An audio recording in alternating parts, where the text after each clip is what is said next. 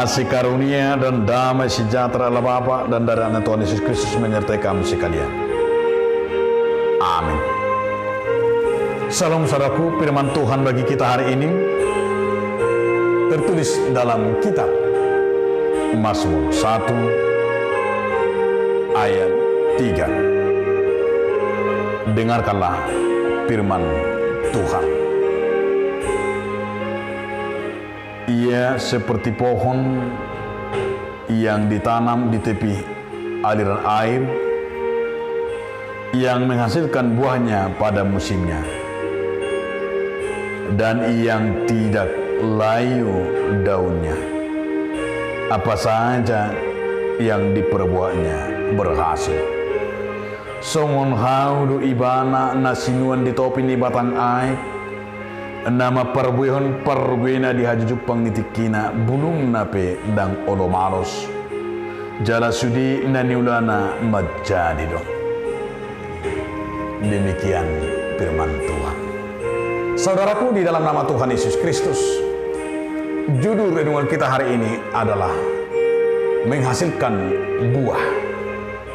Sebuah pohon yang menjadi pohon yang bertumbuh, sebuah pohon yang ditanam dekat dengan sumber air akan menjadi pohon yang bertumbuh subur dan pasti akan berbuah banyak. Artinya Mazmur menyatakan pada saat musim kemarau pun pohon tersebut tidak akan pernah mengalami kekeringan, tetapi pohon itu akan tetap bertumbuh dan tetap daunnya lebat dan tetap memiliki daun-daun yang segar, bahkan juga buah-buahnya yang segar. Buahnya itu akan dinikmati oleh banyak orang. Artinya saudara-saudaraku, seperti itu kita diibaratkan orang yang hidup di dalam Tuhan, orang yang hidup berkenaan di dalam Tuhan, orang yang setia kepada Tuhan. Bagaikan seperti pohon tersebut, hidup kita akan menjadi terus-menerus segar, berbuah. Karena hidup kita dalam setiap apapun persoalan perkara-perkara pun, kita tidak pernah goyah. Karena kita adalah berakar dan hidup di dalam firman-Nya. Dan pasti walaupun di tengah-tengah kekeringan bisa berbuah.